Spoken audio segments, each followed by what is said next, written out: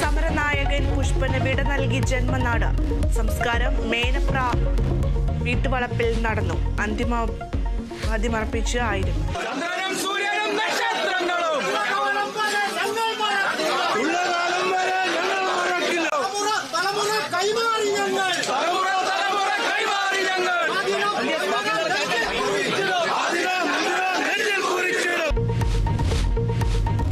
തമിഴ്നാട്ടിൽ മന്ത്രിസഭ പുനഃസംഘടിപ്പിച്ചു. ഉപമുഖ്യമന്ത്രിയായി ചുമതലയേറ്റ ഉദയനിധി സ്റ്റാലിൻ.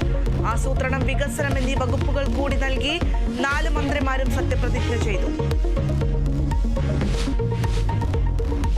ഫോൺ ചോർത്തലിൽ PV അൻവർ MLA-ക്കെതിരെ കേസെടുത്തത് കോട്ടയം കറുകച്ചാൽ പോലീസ്. കലാപത്തിന് ശ്രമിച്ചതിന് ജാമ്യമില്ലാ വകുപ്പ് ചുമത്തി. പാലക്കാട് അലനല്ലൂരിൽ PV അൻവർ പങ്കെടുത്ത പരിപാടിക്കിടെ മാധ്യമപ്രവർത്തകർക്ക് നേരെ കയ്യേറ്റ ശ്രമം. അൻവറിന്റെ രാഷ്ട്രീയ വിശദീകരണ യോഗം വൈകിട്ട് നിലമ്പൂരിൽ. RSS ADGP കൂടിക്കാഴ്ചയിൽ പ്രതികരണവുമായി RSS നേതാവ് A. ജയകുമാർ. നേതാക്കളെ പൊതുപ്രവർത്തകരും ഉദ്യോഗസ്ഥരും കാണുന്നത് ആദ്യമായല്ലെന്ന് പ്രതികരണം. ഇത്തരം കൂടിക്കാഴ്ചകൾ RSSന്റെ പതിവ് രീതിയെന്ന ഫേസ്ബുക്ക് കുറിപ്പ്.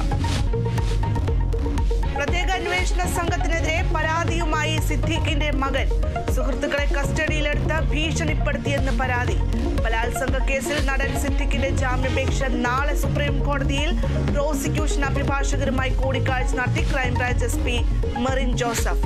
ബാലചന്ദ്ര മേനോൻ പീഡിപ്പിച്ചെന്ന നടിയുടെ ആരോപണം. സംരക്ഷണം ചെയ്ത യൂട്യൂബ് ചാനലിനെതിരെ കേസ്. പോളിറ്റ് ബ്യൂറോയുടെയും കേന്ദ്ര കമ്മിറ്റിയുടെയും ഏകോപന ചുമതല പ്രകാശ് കാരാട്ടിന്. താൽക്കാലിക ചുമതല 24ാം പാർട്ടി കോൺഗ്രസ് കഴിയുന്നത് വരെ.